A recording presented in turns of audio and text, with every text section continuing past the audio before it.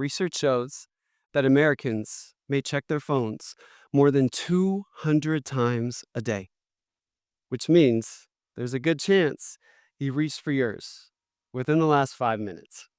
It's how many of us connect with the world. But what is connection? It's the feeling of being seen, heard, and valued. But what if the very thing we use to feel connected is quietly disconnecting us?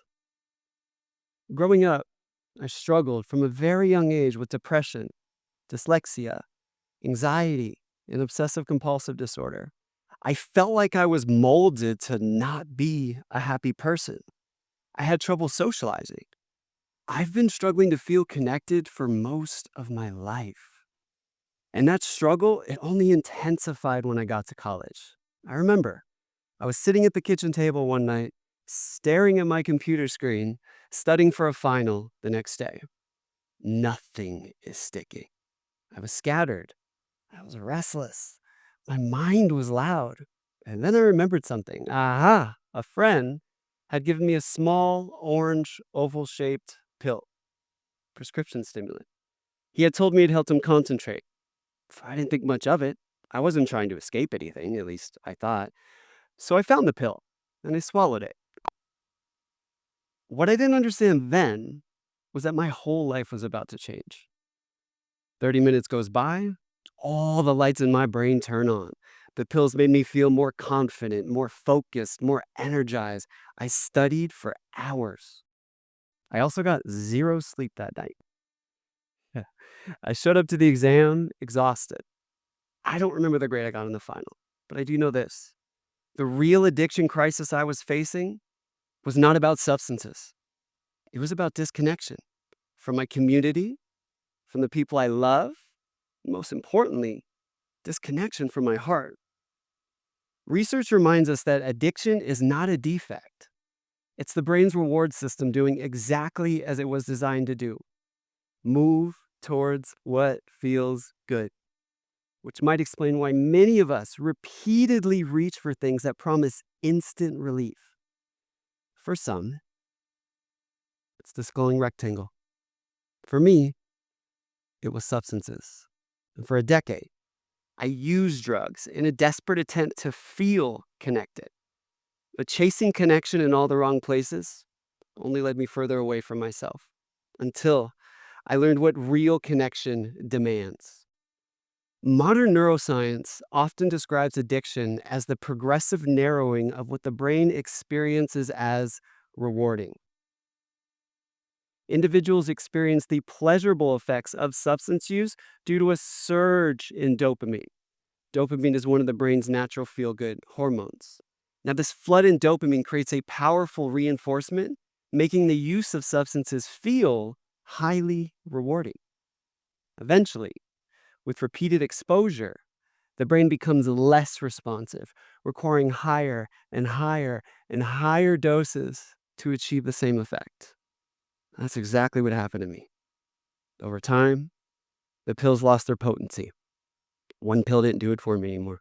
Soon I needed 2 pills, 3 pills, 4 pills, 5, 6, and at its peak, in order to achieve the same effect that I felt that night sitting at the kitchen table, I needed 7 pills. I wasn't taking them to study anymore. I was taking them to feel normal. And what originated as a simple habit to help me concentrate became a full-blown addiction that lasted for a decade. When I graduated college, I got a job as a staff accountant, and using became the center of my life. The rewards followed: promotions, bonuses, even earning my CPA, which is a certification accountants receive after passing 4 grueling tests. I thought the pills were fixing something that felt broken on the inside. Instead, they set my inside world on fire. The nights were the worst. I was wired, exhausted, sad, anxious, and alone. My mind was chaotic. And if you've ever reached for something to numb the noise, you understand this feeling. At the peak of my addiction, I felt totally disconnected from the human experience. I knew I had to change. And I read somewhere that yoga could help calm my mind. So I signed up for my first yoga class and I cried. I mean, my heart cracked open. I didn't understand it then, but I do now. For the first time in my life, I felt connected to myself and to this world around me.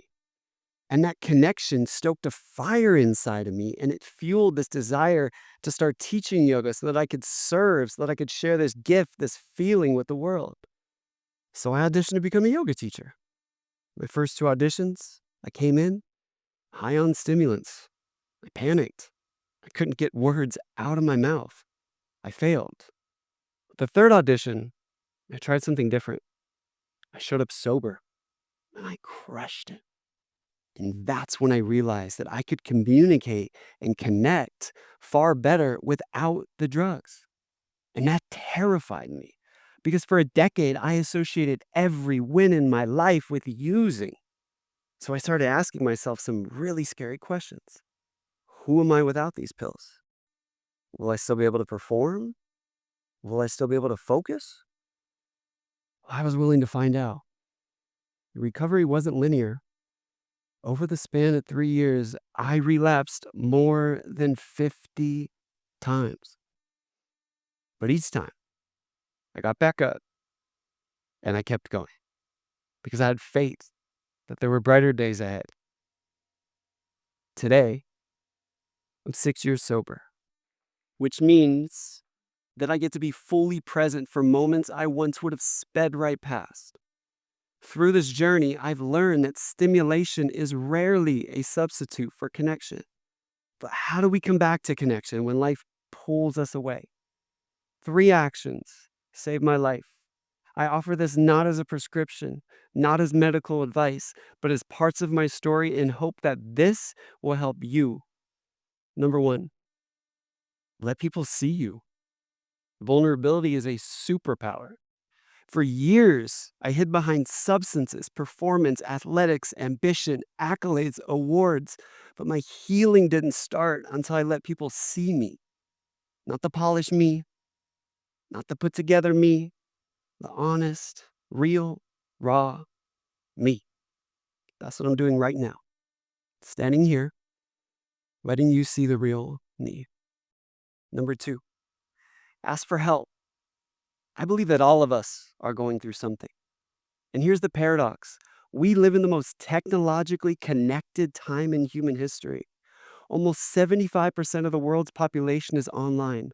That's almost 3 out of 4 humans. And yet, depression, anxiety, and loneliness amongst our youth are at historic highs. I don't want you to feel this way. I don't want to feel this way. And there's a way out. One phone call at the lowest point of my recovery changed how I understood connection forever. And that decision to reach out, it didn't make me weak. It saved my life. And number 3, serve. One of the most powerful pathways back to connection in my experience is service. My healing journey began with self-care. I had to love myself first. Meditation, movement, expressing gratitude daily, but it deepened when I engaged in service. That call I alluded to earlier was to my good buddy Matt. At the time, we were both going through dark nights of the soul. And I'll never forget what Matt told me. He said, when in doubt, focus out. When you're sad or anxious or lonely, go help somebody else. Go hold the door open for somebody else. Go say hi to somebody else. And that's when it clicked for me. The antidote to my addiction is connection to myself and to this world around me. My healing accelerated when self-care met service. The result? I became unstoppable. One last thing. Take out your phone. Mhm. Look at it. This glowing rectangle has the power to pull you away from life and bring you back to it. Now put it away. Look up. Look around. Look at the people beside you. Connection is already here. This is where your life is lived. Not on a phone, not in a pill, right here. You don't get this moment back. Don't miss it. Thank you.